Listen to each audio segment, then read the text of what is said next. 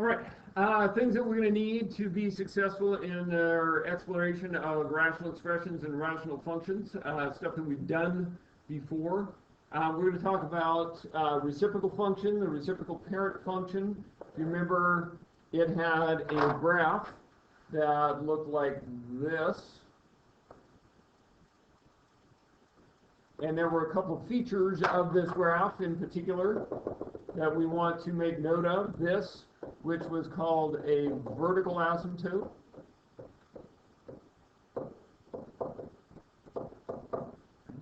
And it had end behavior.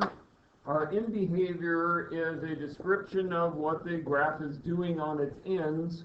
And this particular end behavior is called a horizontal asymptote.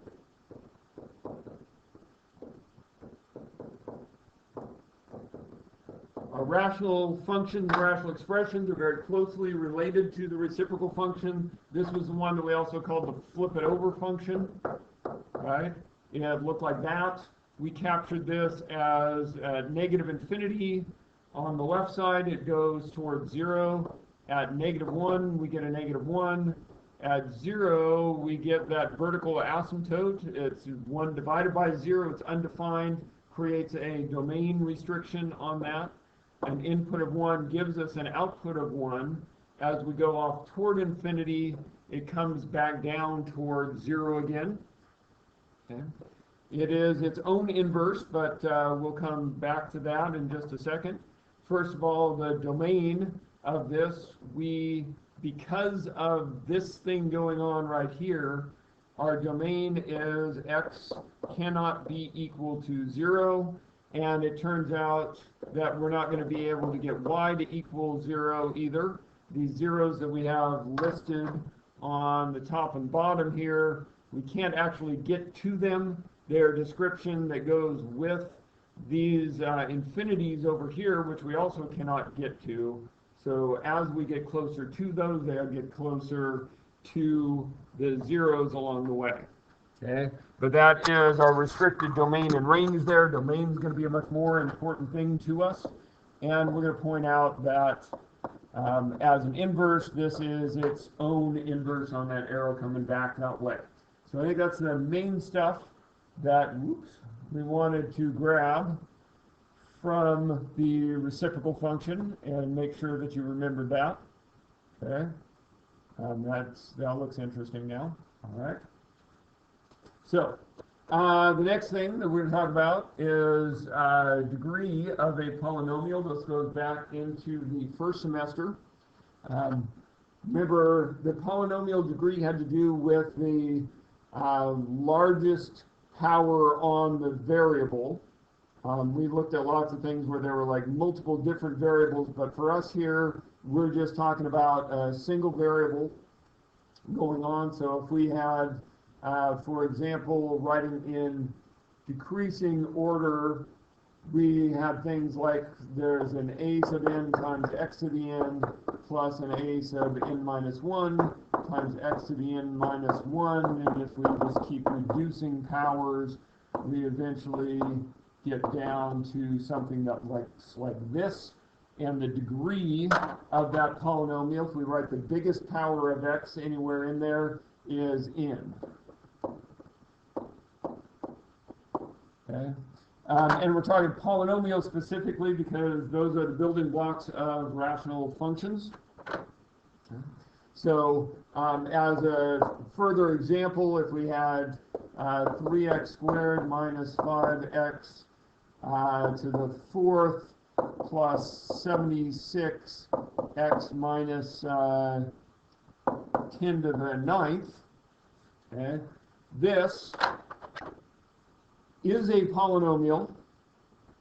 This has, the first term has a degree of 2. This term has a degree of 4. This term has a degree of 1. Again, the powers that are on there. This doesn't even have an x in it, so it has a degree of 0, and the biggest number in that list is a 4.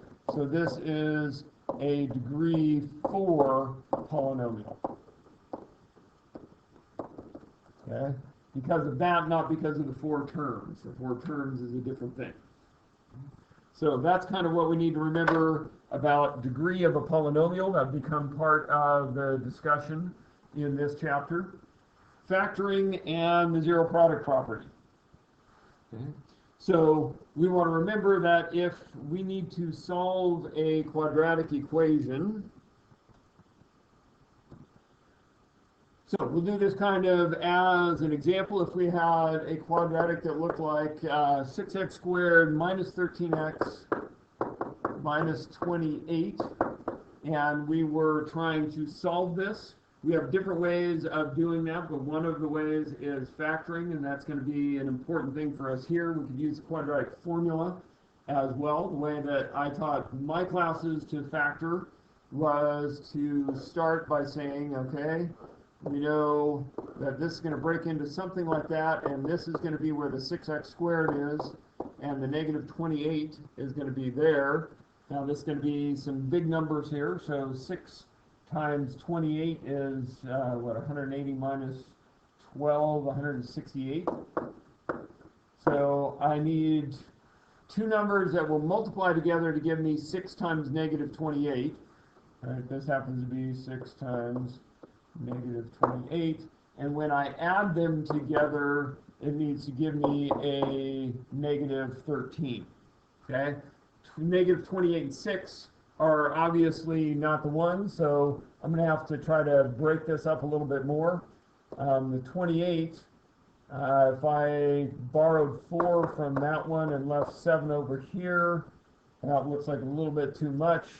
6 times 2, maybe, and that'd be a 7 times 2. Those look like they are not close enough. It's a 12 and a 14. Those are too close together. Maybe it was the 6 and the 4 is a 24, and that would have left a 7 there. 24 and 7 are more than 13 apart. Let's see, what are the parts that I have here? 6 is a 2 and a 3, and the 28 is a 2 and a 2 and a 7. I want things that are going to end up being 13 apart. I could get a, these would make a 12 and a 14. Tried that. That didn't work. 7 and 8 times 3 is 24. Those are too far apart. 7 and 3 is 21 and 8. 21 and 8 I like better. So 7 times 3 would make a 21. 2 times 2 times 2 would make an 8. And so if I had a negative 21 and a positive 8, I believe those are negative 13 apart. So those would come over here as a negative 21x and an 8x.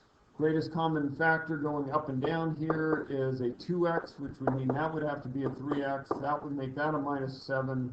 This would have to be a plus 4, and that checks out to make the negative 28. So this factors into 2x minus 7 times 3x plus 4 equals 0. And the only way that two things multiplied together can equal 0 is if one or the other of them is equal to 0. So either 2x minus 7 is equal to 0, or 3x plus 4 is equal to 0. This would say 2x would have to be 7, and x would be 7 halves, or 3x would be negative 4, and x would be negative 4 thirds. Those are my two possible solutions.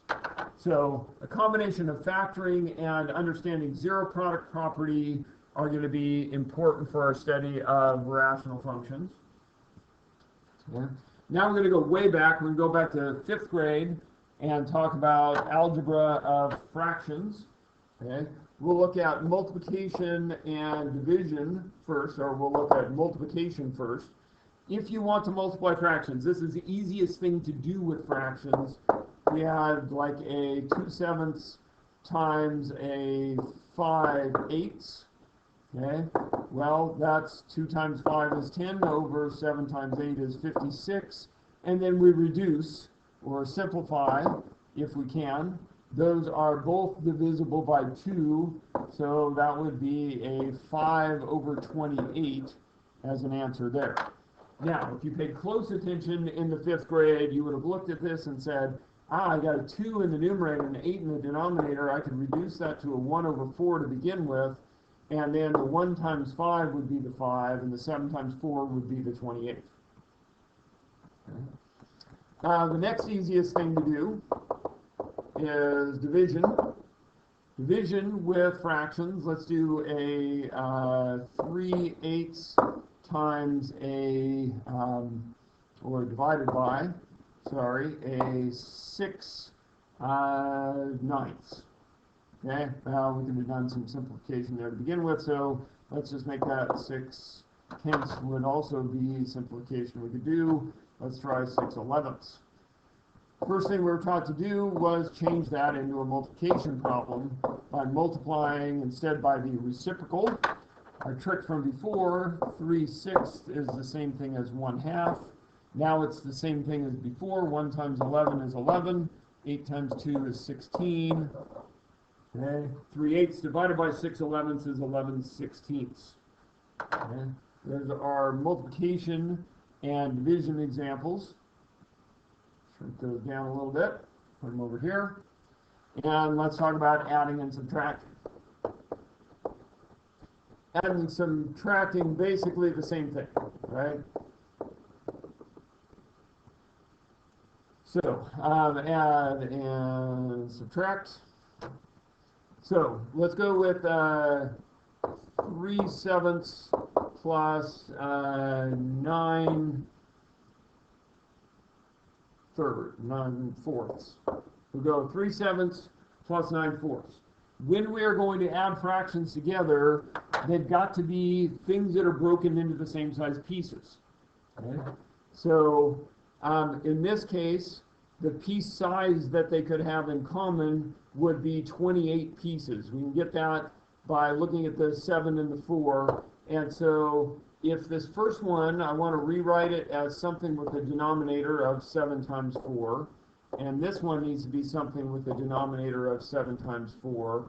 So this denominator would have to get multiplied by 4, which means I also need to multiply the numerator by 4, so I'm not really changing the value of the 3/7. I'm like unreducing it to a 12/28. This one, I'm going to have to multiply by 7 over 7, so 4 times 7, so that it will be the 28 in the denominator, and I have to adjust the numerator as well, so that this is an unreduced form of 9/4. And now I have 12/28 plus 63/28. That is 63 plus 12 is 75/28, which in this case will not reduce. That's 3 times 5 times 5, and that's 7 times 2 times 2, no common factors. So that's what we would get there. Okay. Let's do one with a subtraction. I'll go with 5/12 minus 7/15.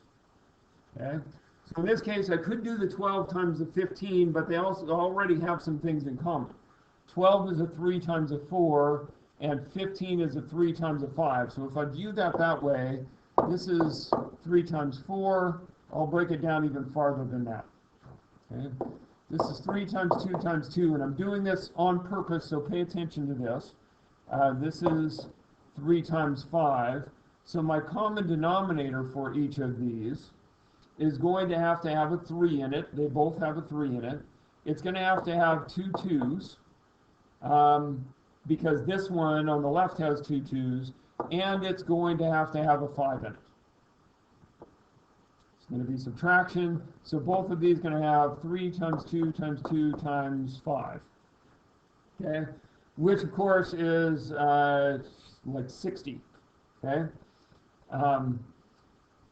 What I'm missing from this up here so far, I have the 3 times the 2 times the 2, I need a 5. So I need to multiply the numerator and the denominator both by the missing piece, which was a 5. That'll make this a 25. Over here, this had a 3 and a 5, but it was missing the two 2's. So I need to multiply by the two 2's in the numerator there. 7 times 4 is 28. So this becomes, my denominator now, like we said, is 60. And 25 minus 28 is negative 3. And now that we've done that, we see that there's actually some reducing that we can do here because these are both divisible by 3. That's negative 1 over 20. And again, make sure that this makes sense, the way that I broke this up and how I did that. And if it doesn't, you better be asking a question in class.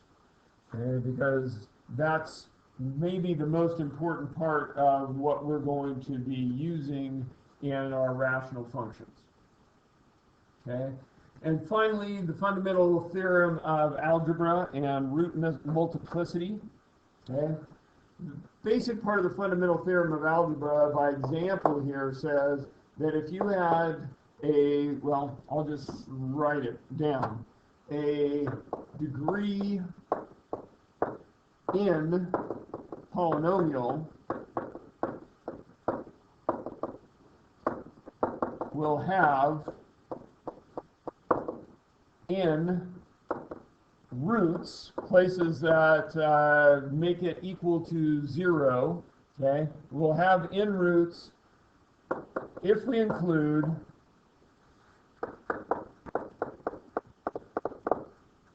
the real roots, the complex roots, okay, which are ones that involve imaginary numbers, and we include multiple roots. We don't have the time to dig into this part in what we're going to do, so we'll try to avoid that in the things that we're doing. But multiple roots are definitely going to play a part. So for example, if I had a polynomial that I defined as x minus 3 times 2x plus 1 squared times 7 minus x cubed. Okay? This has one x in this first part. There's two x's in the second part because the 2x plus 1 is actually there twice, and the 7 minus x is there 3 times. So I've got this x, I've got the 2x 2 times, and I've got the negative x 3 times. Okay. That's 1, 2, 3, 4, 5, 6 x's. This is a degree 6 polynomial. Okay. Its leading coefficient, if I multiplied all these together, would be 4, negative 4x to the 6th power, and plus a bunch of other stuff that would be in there, but I can see that this is what the leading term of this would be. Okay? This has roots. If I set this equal to 0, then that means either x minus 3 is equal to 0, or 2x plus 1 is equal to 0, or 7 minus x is equal to 0, which would say x is 3, or x is negative 1/2, or x is equal to 7. Now, the 2x plus 1 was there twice, so I would say that this x equals 1/2 is a root of multiplicity 2.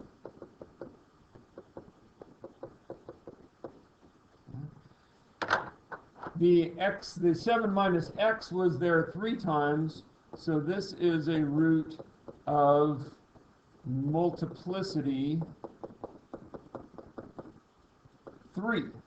And that just means that it was a root 3 times. X equals negative 1/2 was a root 2 times.